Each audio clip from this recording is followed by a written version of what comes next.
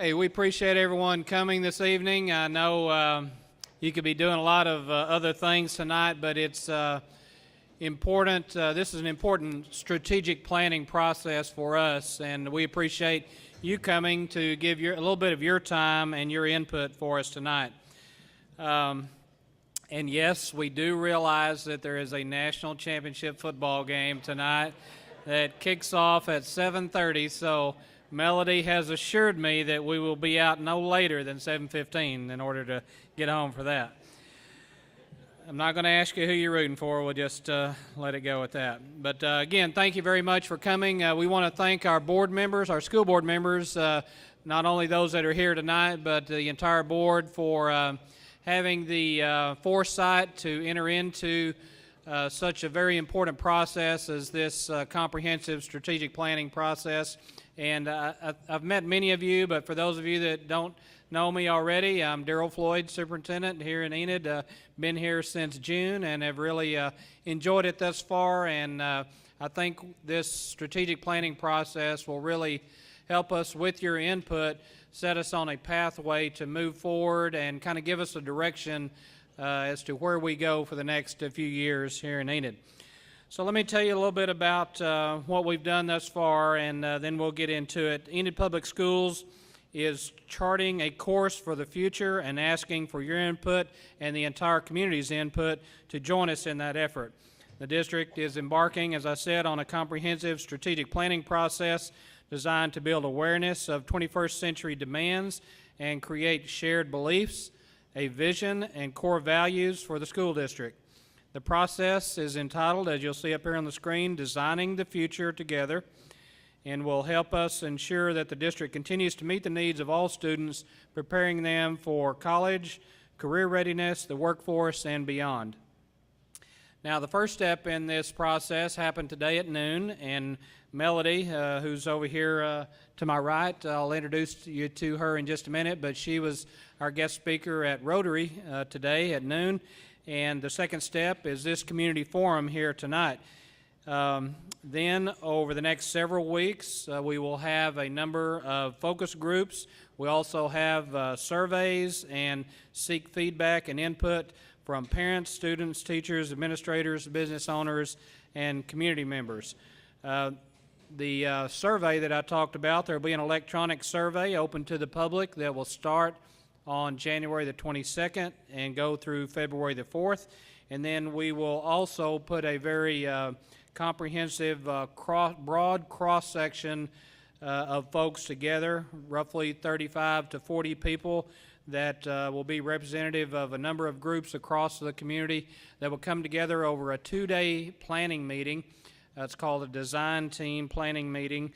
That will come together on February the 6th and 7th, that's a Friday, Saturday, for 2 days to discuss all of the ideas that have been put forth thus far and then kind of narrow it down to a manageable number that the school district can then go to work on, and that group can kind of come to consensus on, and then we'll present an overall strategic plan to the school board sometime this spring.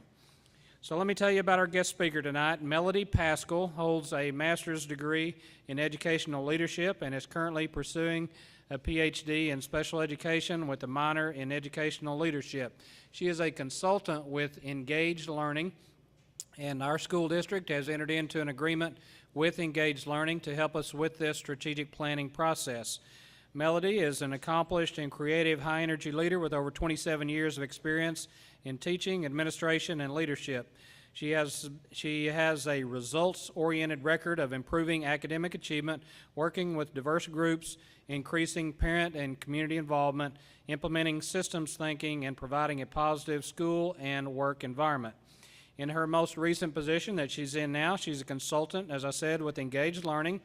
She facilitates the development of strategic plans for several districts. And we were the first district in Oklahoma to enter into an agreement with Engaged Learning, and since then, 2 others have decided they are going to do that too, Yukon and Sapulpa. In the design process, Melody is responsible for leading the districts in developing belief statements, learner profiles, learner outcomes, and goals for the district, which include action plan development for all school district goals established through the process, And in addition, during that process, she facilitates district alignment with improvement plans.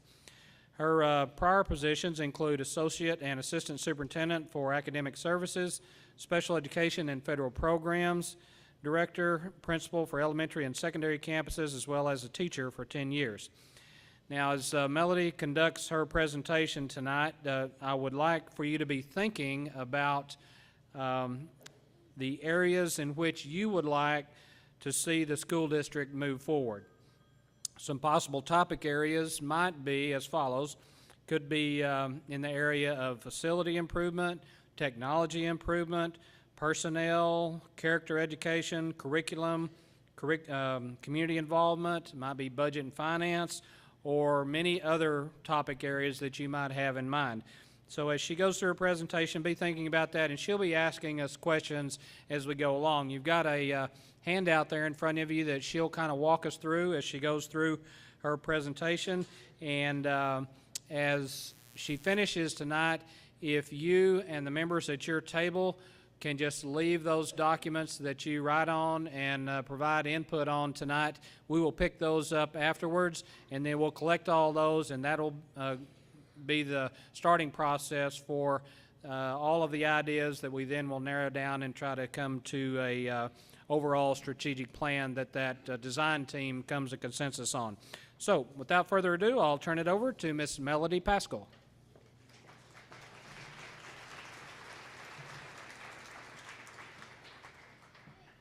Good evening. Oh, let's try that again. Good evening. All right. So I'm going to try to do as little talking as possible and allow you guys an opportunity tonight to talk, because the purpose of today's meeting or tonight's meeting is, number one, to get you out on time. And then number two, more importantly, to make sure that we gather as much input as we can from you in order for your views to shape the plan for your students here in Enid. So very important for you to be open and honest with your team at your table. Everybody, if you don't know the people at your table, you're going to by the end of the evening. And so we want to make sure that you're visiting and talking. If you have not signed in, if you can do that and on the sign-in sheet that's placed at the table, so that we can possibly bug you for another piece of the process for the strategic planning. So we're going to jump right in. Hopefully the team that you're rooting for tonight will do better than the team that I was rooting for yesterday. Wonder who that was.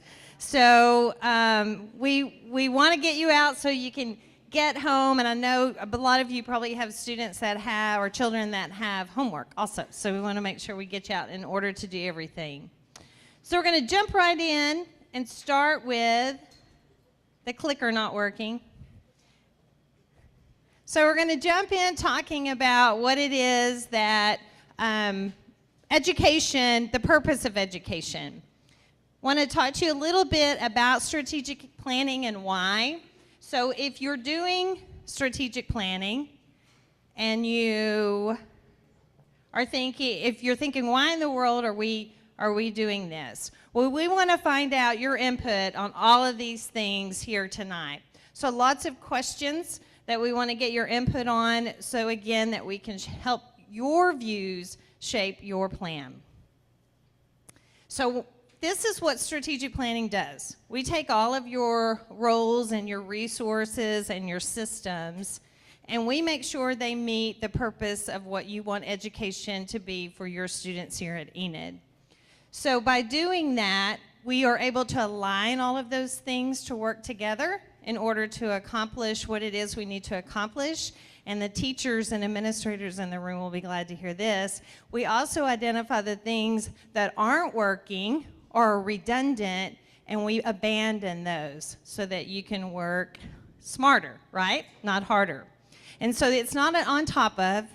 People in the district always like to hear that. So we're not going to add things to your plate. Really what we're going to do is streamline the work that is currently occurring in order for you to make sure, again, that you meet the needs of your students here at the school district. So it's a pretty precise process that all of you will have ample opportunity to participate. Dr. Floyd talked to you about a survey that will be coming out, and it will be the same questions, but it will give you an opportunity to answer maybe more in depth if you would like to give more input. And now that you've seen the questions, you have a little bit more time to think about that.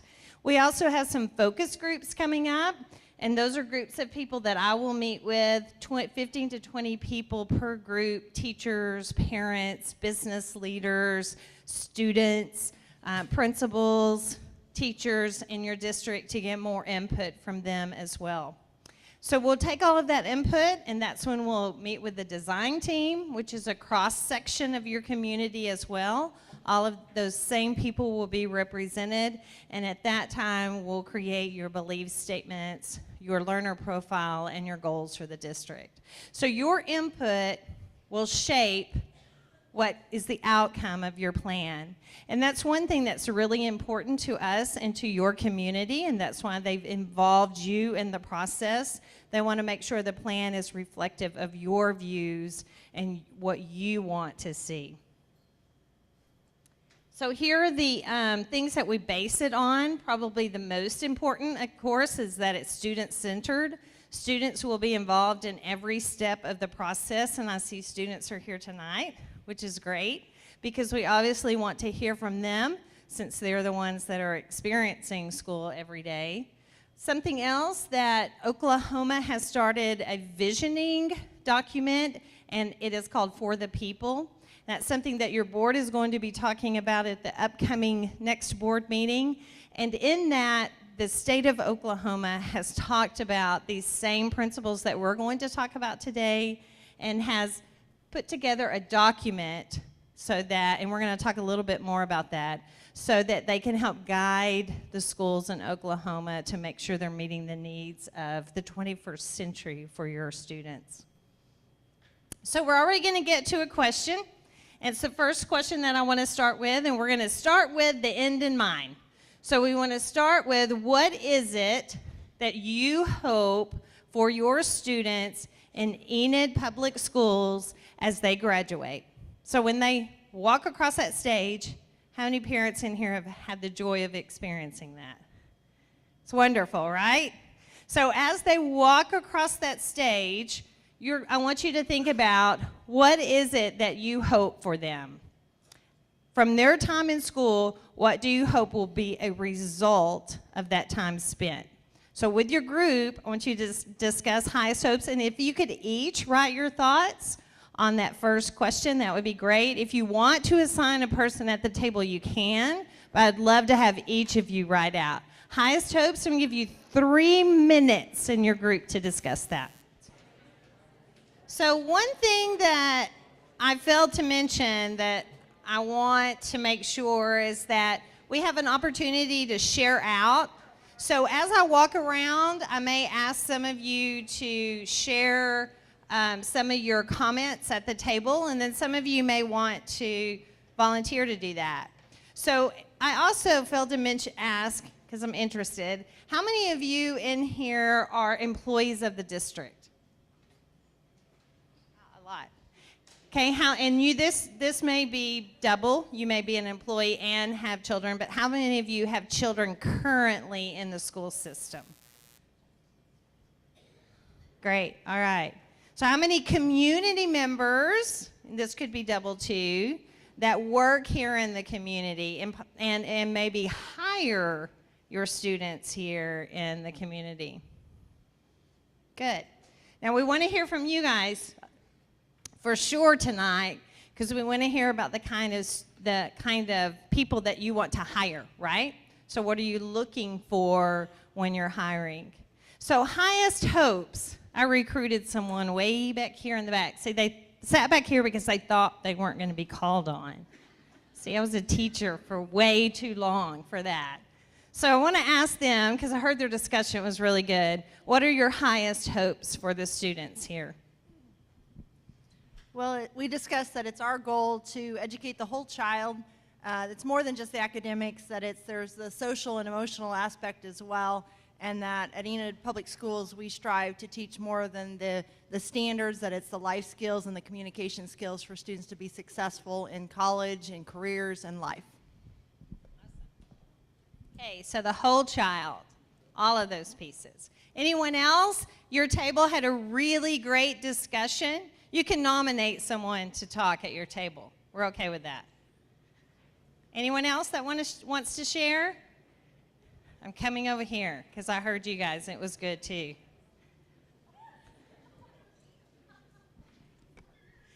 At our table, we talked first and foremost about our goals for our students are that when they leave Enid Public Schools, they are ready to be, first of all, responsible and productive citizens of our communities. It's always great, right? To be able to be productive. Like, how many of you want your children to live with you forever? Raise your hand. There's a couple. Usually you want them to go out on their own and be successful, right? Especially if you've had a 13-year-old. So, okay. So what we want to get to then, why do we start with that? Why do we start asking that end result question? Because we want to know what it is, what your goals are, and so that we can make sure that the things that we're doing will be in place in order for these things to happen that you just recorded. That's a big Covey principle, right? To begin with the end in mind. So the purpose of education, this is our next segment, and I have a video here, just a quick video for you to watch to think about. So the purpose of education, since I was in school, which was a few years ago, actually I'm still in school, but in grade school, that might be disheartening for some of you that are here if I'm still in school and I'm 50. But lifelong learner, right? But one thing that we want you to think about is, what is the purpose of education, and has that changed? And if the purpose of education has remained steadfast, which it truly has since the beginning, but what does the context of education look like? Is that the same? So is it the same as when I was in school, the expectations in the world, in the workforce, is that the same, or has that changed? So it's just something for you guys to think about. Since the dawn of its existence, the purpose of public education has been fairly simple and straightforward. We want our kids to grow up to be happy, healthy, productive members of society. Even though our purpose in education has remained steadfast for over 150 years, a lot of things have changed. Remember the pioneer days? Well, probably not, but it looked something like this. During this time, people mostly lived in small rural communities and predominantly worked on family-owned and operated farms. So how did we educate and prepare children to function successfully in this environment? Well, unless you were rich enough to afford a private tutor, your children were educated in one of these, a one-room schoolhouse. Think about how well this matched the context of the day. School schedules matched the agrarian calendar, and students were educated in small, multi-age, cooperative learning groups. As students mastered the basics, they became apprentices, learning trades, crafts, the family business. We call this Education 1.0. Education imitated the lifestyle and work environment that people were engaged in at the time. But come the turn of the 20th century, society changed with the dawn of the Industrial Revolution. In a very short amount of time, the living and work environment of our society quickly changed. People began to flock to major urban epicenters where jobs and commerce were widely available. New inventions and modes of transportation meant the rapid expansion of our economy. No longer were people working in fields and family trades, but instead in manufacturing plants and assembly lines. So what did we do to prepare young people to meet the needs of the day? We created an industrial model of schooling. Education 2.0. If most people worked in this environment, then it made sense that we teach them in this one. In order for students to be successful in the industrial age, they needed to learn how to master repetitive tasks and how to do solitary work in a group setting. They needed to learn how to work in allotted segments of time and how to follow instructions from a manager who valued the quantity of work produced. It was an efficient model that perfectly met the needs of society. Everyone was expected to learn in the same place, at the same time, at the same rate, and in the same way. Today we find ourselves in a time very different than the days of the Industrial Revolution. The context of society, and in turn education, has rapidly changed. Most of us don't work in factories or on assembly lines, and yet our classrooms still look like this. Things are changing, and changing fast. Technology is advancing so fast that in just a few short years from now, we'll probably be laughing about how archaic smartphones were, the same way that we laugh about 8-track players and VCRs. There is little about our world that resembles the world of Education 2.0, and as great as technological advances are, it may not be enough to put a laptop or tablet in front of every student and continue to teach them as if we were preparing them for an assembly line. After all, a vast majority of employers surveyed identified collaboration, creativity, communication, and critical thinking as very important skills. Unfortunately, only about 1/4 of job seekers were rated as excellent in the skills employers believe are most important. Perhaps it's time we ask ourselves if Education 2.0 still prepares young people to be happy, healthy, productive members of society. The context of our society is rapidly changing, but the purpose of education remains the same as it's always been. Today, our job is to educate young people to be successful in the 21st century, because it may not be too long from now that your morning commute looks more like this.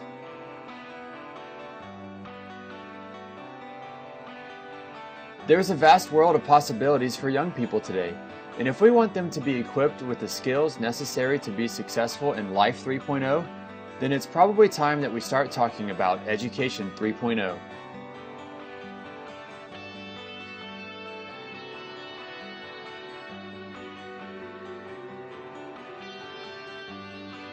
Okay, so we want to talk about that Education 3.0 and the things that you guys find important. One thing I love about the video is it does talk about the importance of technology, but I love the part in there that says it's not enough just to set a computer in front of someone, right? That you have to go beyond that and think beyond that.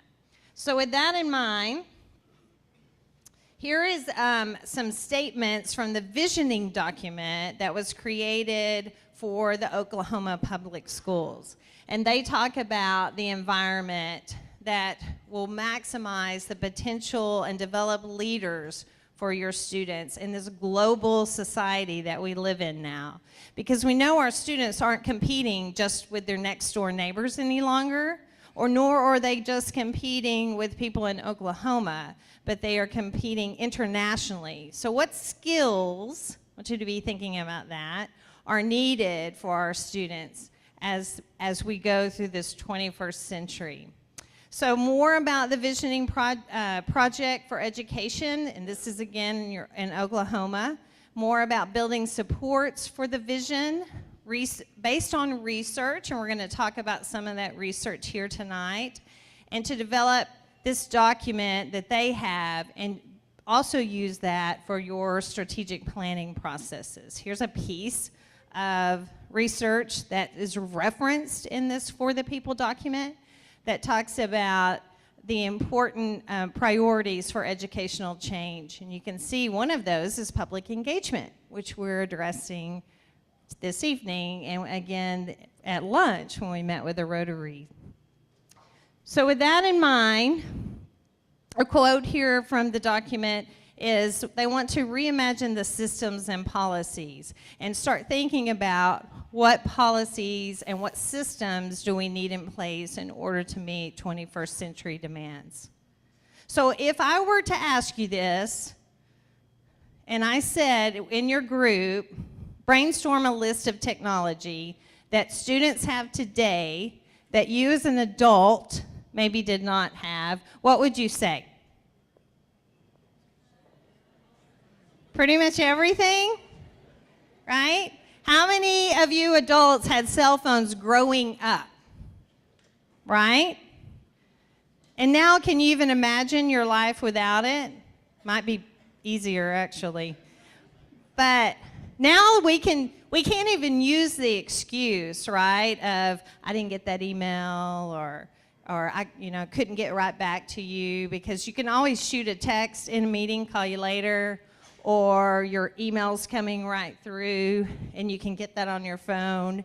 Now you can just put in the address, right? Put in the address, and depending on what phone you have, they might just tell you exactly where it is you need to turn and go. So Who would have thought 15 years ago, just 15 years ago, that we would have smartphones that did all of that?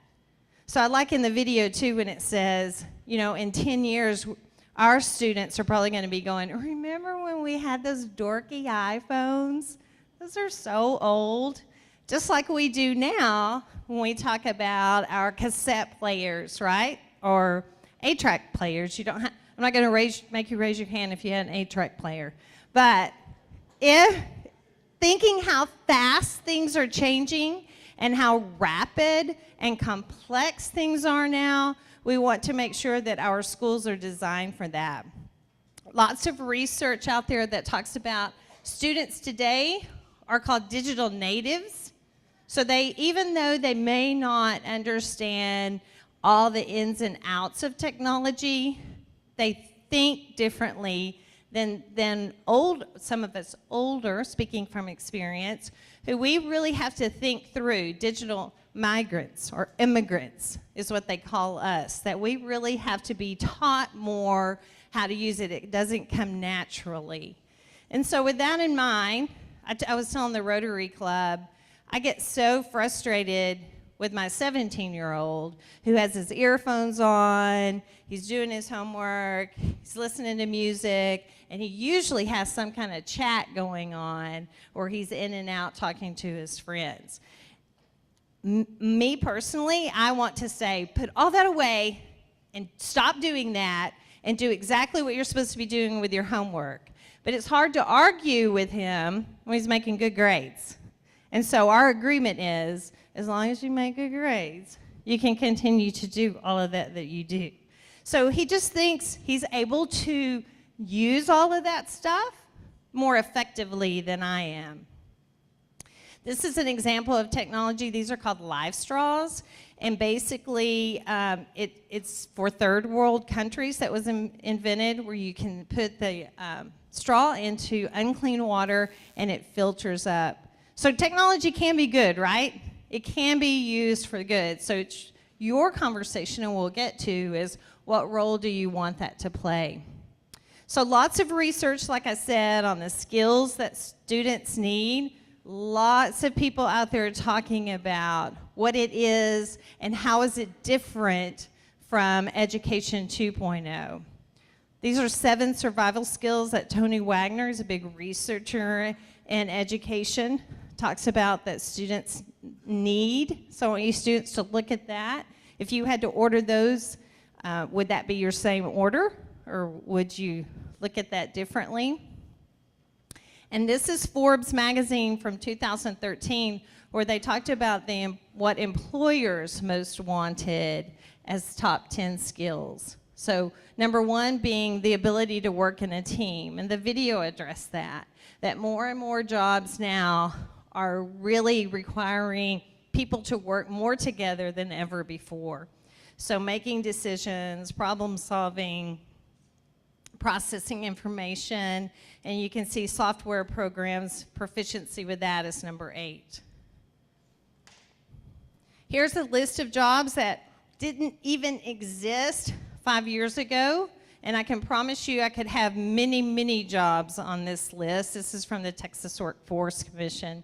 But you can see that just these 20 jobs 5 years ago did not even exist. And a lot of those relate, again, to technology. You have a lot of cybersecurity, social media. How about 19, online reputation manager? How many parents in here do that and you don't get paid for it? So lots of things to think about. There's even a new term that has come about in the 21st century called replexity, and that talks about how rapidly complex things are occurring now than ever before. This is Google, what they look for when they hire someone. You can see innovation is a big part of that, leadership, collaboration, loving to learn and relearn. So next question. In the context of the 21st century, I want you and your groups to talk about what are the most important skills for students to possess to thrive. The most important skills. 3 minutes. 3 minutes with your group. I've recruited a few people to share out, and I don't have to recruit you in order to share. So if you have something that you discussed at your table that's really powerful, we'd love to hear from you as well. So what are the most important skills for students to possess to thrive in the 21st century? We have one volunteer, kinda, voluntold. I listed any number of things. Very quickly, I'll just go through the list and then prioritize to the last one would be the highest priority, I think. Tech skills, comm skills, honing strength and managing weaknesses, as I think a lot of children are overtaught and retaught a lot of skills that maybe will not benefit them particularly to their own mindset or in regards to a professional mindset where their strengths would be used the best. Adaptability, language skills, of course, because it is a global economy and it can never hurt to know more languages. Comprehension skills, of course. Morals, always are wonderful. But I think what they'll really be looking forward into the future is speaking code, if anyone's aware of that, like being able to program computers and understand their binary languages and contexts so that you would be able to fix your own computer or if you didn't speak another computer programmer's language or somebody else that is in a tech atmosphere, you could at least speak code with each other. And that will be a huge bonding point in the future, I'm sure. Actually, I hear that in a lot of communities. I get educated when I'm out also, but the coding is something that's coming up pretty regularly. So we have another voluntold person over here.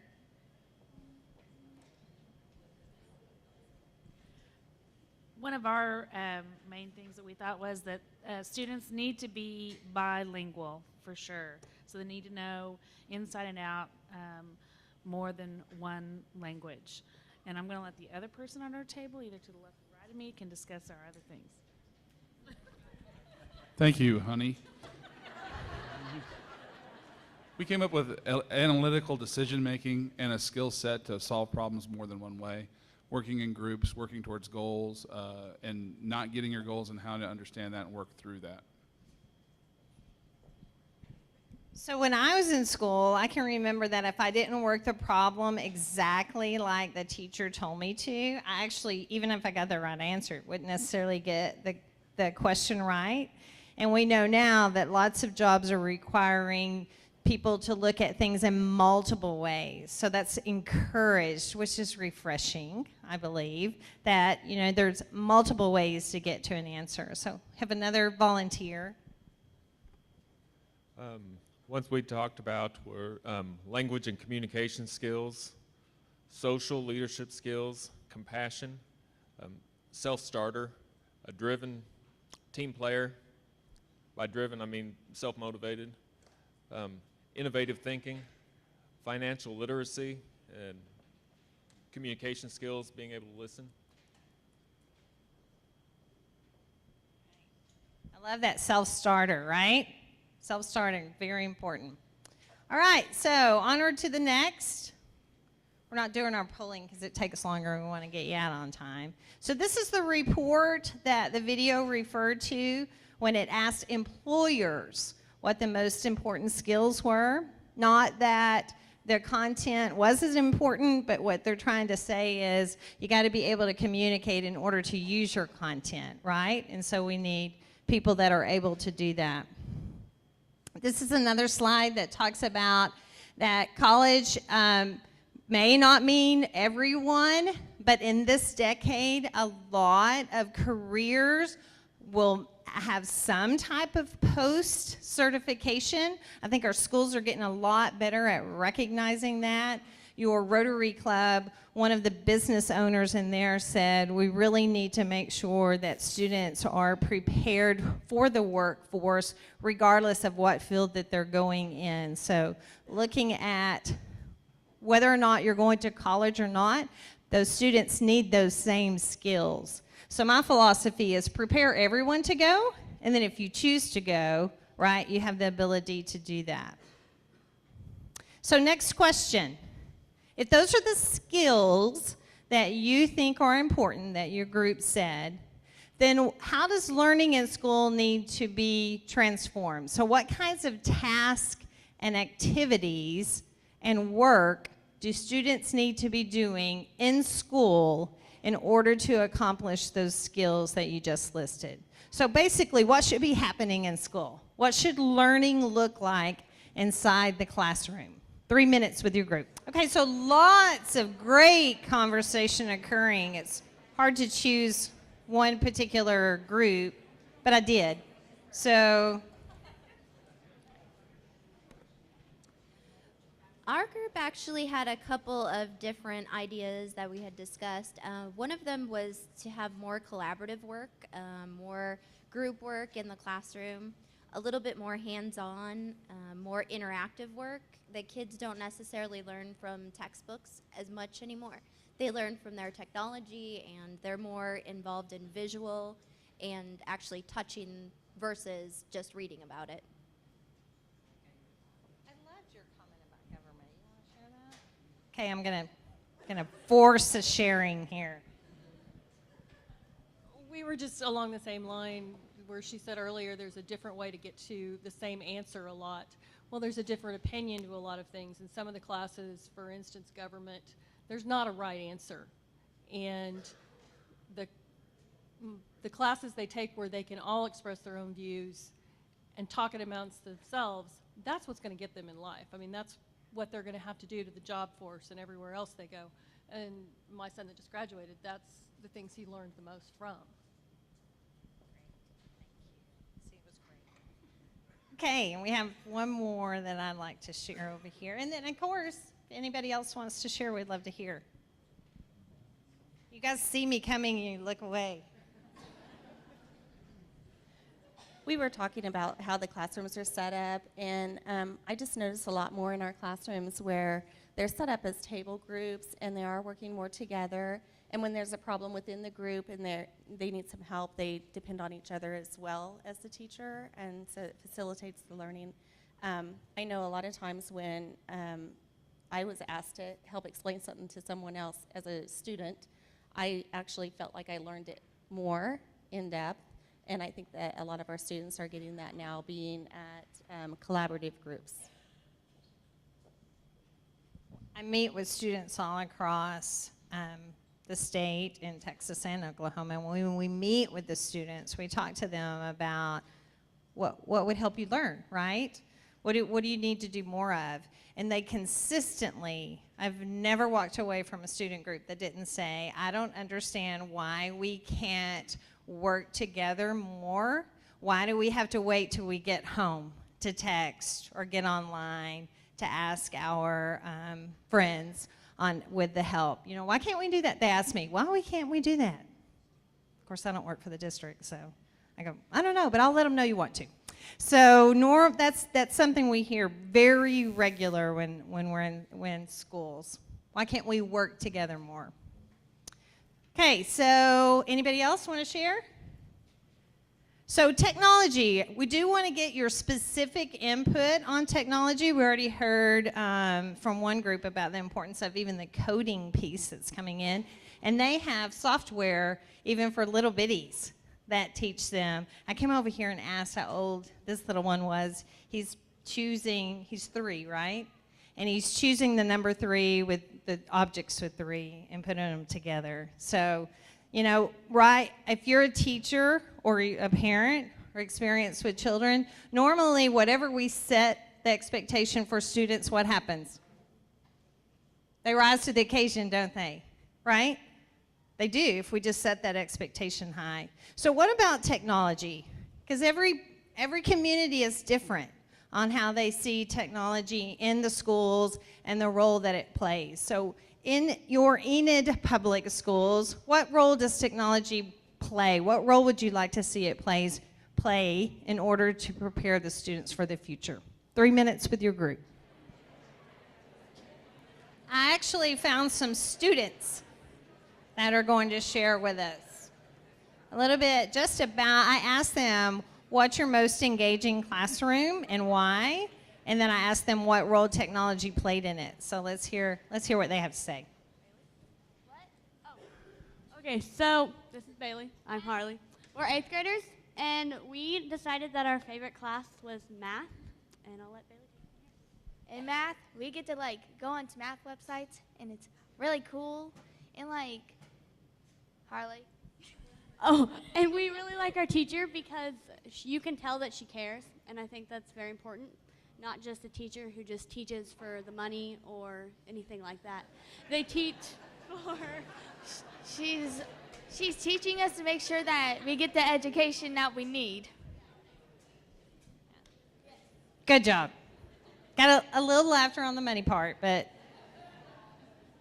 that's great. So what they said to me was, and they said it again, but the technology was secondary to the teacher that really cared. And they were talking about how important it was and how much they could tell she cared. So I don't know who that teacher is. We should have asked. What's the teacher's name? Miss Garris? Miss Garris. All right, 8th grade. All right, so we have another person that is just dying to share with us about the role of technology. Hello. We were kind of having a disagreement because my friend thinks that younger kids needs the 2D. They can't really learn as well with 3D, and I disagreed. Anyway, what I observed, I've got a 5-year-old, an 8-year-old, and a 10-year-old, and this generation is not like us. They can learn better with the computer stuff. My 5th grader has gotten hundreds on every single spelling test because he does something online with his spelling words, and we haven't done this in 5 years. So I wish we would have done that 4 years ago. So I just think, you know, my 5-year-old gets on PBS Kids and surfs and does, and I don't like it. I hate the computer, but it's just our this new generation is just, that's how they need to learn, unfortunately. You didn't have to add that last part. Okay, now that's perfect. Thank you. Anything else? You guys have anything you want to share? The role of technology? Come on. Well, I picked on you last time. I'll let you slide. Yeah, I'll go. So we'll go to the next one, and then I'll pick on someone over here. Okay, so what we want to know next, and I'm going to have you do the next two together. I want you to talk about with your group, what is the role of the teacher? So if think about all we've talked about. If the skills that you talked about at your table, the role technology plays, what the learning environment should look like, what the classroom should look like. If that's what you want, then what is the role of the teacher? In order for all those hopes to become a reality, what should the teacher be doing? And then also, what's the role of the leader? So this could be campus leader or central office leader, but what's the role of the leader in this new environment in order to make all of those things happen? So I'll give you 5 minutes with your group to do both questions. 5 minutes. Okay, if you can wrap up your conversations, teacher and leader role in order to accomplish those things we talked about. And we have a student here that's 4th grade that's going to talk to us about the role of a teacher. What I think is that the role of the teacher is for the teachers to let the children be able to get all the education that they need and to keep the children safe. Good job. All right. And you got applause. That's pretty good. All right, what about over here? Teacher or leader or both, whatever you want to share. Already I was going to get somebody else's answer, but that's fine. We talk about technology, and to me, the more you have available, then the less the teacher has to have in their mind, and they can focus more on the students and not just being a babysitter, but actually being able to engage with them more and teach them concepts and lead them to the right places to go to get the answers themselves. So that's the main part. To inspire the kids. Their pep rally. No? No, no. That's it. Great. Okay, and we have way over here in the corner.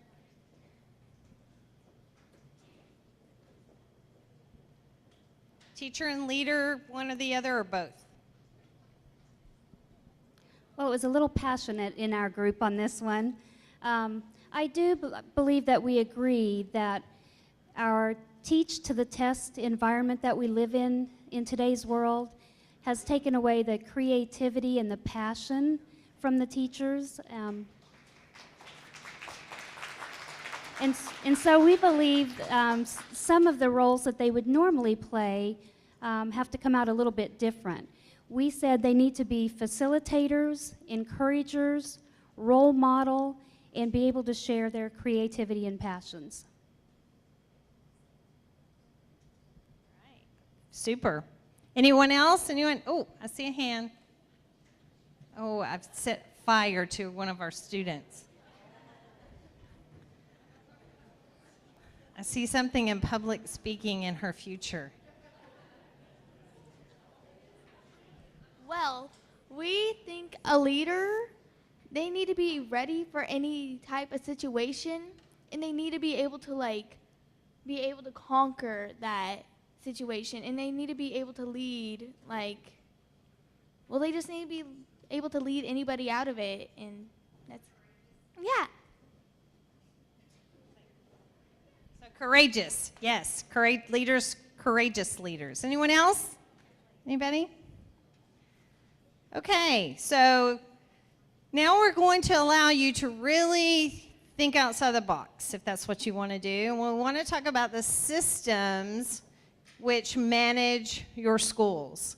So what systems do we need to change in order to meet this new learning environment, this new context of the 21st century? And sometimes it's easier to think about what you need to stop doing, right? What do we need to stop doing in order to set up systems that work? And so we give you some things to think about, like time. How should we organize things? What tools do we need? Where should learning take place? And then the next question that I'm going to let you answer at the same time is, then how will we measure effectiveness? So we don't have to worry about standardized testing, right? Check. Your state, make sure that we have that in check. So other than standardized testing, what other things should we be measuring to show if our schools are successful beyond standardized testing? So what systems do we need to look at, and what measurements do we need to pay more attention to beyond standardized testing? Both of those, 5 minutes with your group. Okay, so wrapping up your conversations on what systems do we need to change and how can we measure school effectiveness beyond standardized testing? So we have a volunteer over here that was dying to share. We just talked a little bit about having exit surveys, having goal setting in class, then measuring those goals, and not just students and not just the students, but the parents too, what you want to see for your child, and is your child accomplishing that? And beyond just academics, but also social skills, verbal skills. Are they speaking up in class? Are they learning all types of things that they need to know how to do when they get out in the workforce beyond just the academics? So if you have an exit survey every year, and Dr. Mabry even mentioned that, 1 year after college, which may be hard to get kids to do, but looking back, how do they feel about their high school experience and how it prepared them or did not prepare them for their college experience or their work experience? Great. So actually giving surveys to find out and setting goals. And I heard her talking about one of her teachers does that. So in their student conference, they actually sit down and talk about those goals and have a collaborative conversation about what they want their students to accomplish or children to accomplish. Okay, another one that just said, please pick me, please. I really didn't. Well, we started talking about, when we talked about systems change, this might kind of carry over to our central officer leadership role. You know, we're getting budgets from the state, and we get what we get, and we have to make do. One of the things as a community, we may have to come together as a community and say, that's not sufficient for the needs of our children.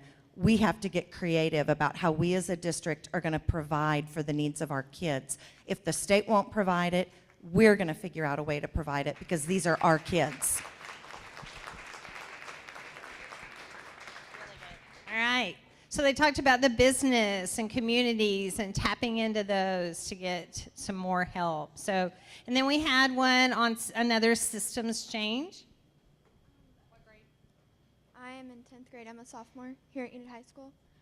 And mine was about student accountability because I don't think that's something that's really taught to us.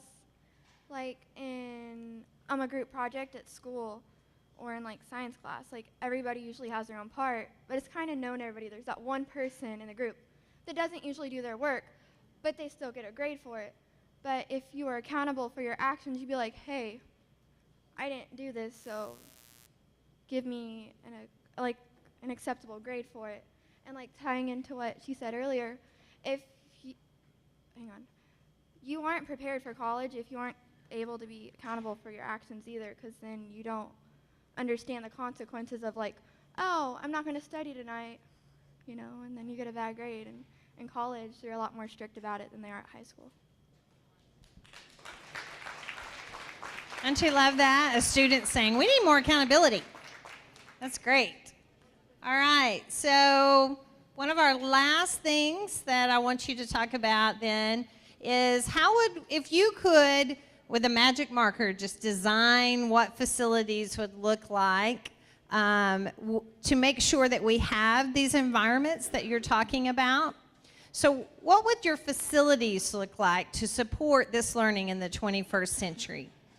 2 minutes with your groups. So as I talked about in the beginning of our conversation, there are 5 steps to our strategic planning process and lots of opportunity for you to be involved. I know you have a lot going on, and I appreciate you coming out. This is an awesome turnout, and truly encourage your neighbors to get involved as well. And if nothing else, take the survey, right? You can do that in your PJs at home. So we want you to make sure the more feedback we get, the more the plan will reflect your community values. So I want to make sure that you continue to stay involved and give your neighbor a high five for participating. And then I'm gonna let Dr. Floyd close the evening for you. Thank you so much. You are a complete pleasure. All right, well, thank you, Melody, and to everyone in the room and to those that had to leave a little bit early, I do want to sincerely say thank you very much for your time tonight and for your input. And as Melody alluded to, there will be a number of other opportunities for folks to provide input. The folks that are here and everyone in the community will have the survey open, as I said earlier, on the 22nd, and it'll go all the way through February the 4th. And then we'll have other focus group opportunities and then the design team 2-day meeting as well. So again, I really appreciate your time, and I think this process that we go through on strategic planning is going to be very beneficial for students and employees of the district as well as the community as a whole. We're adjourned. Thank you very much.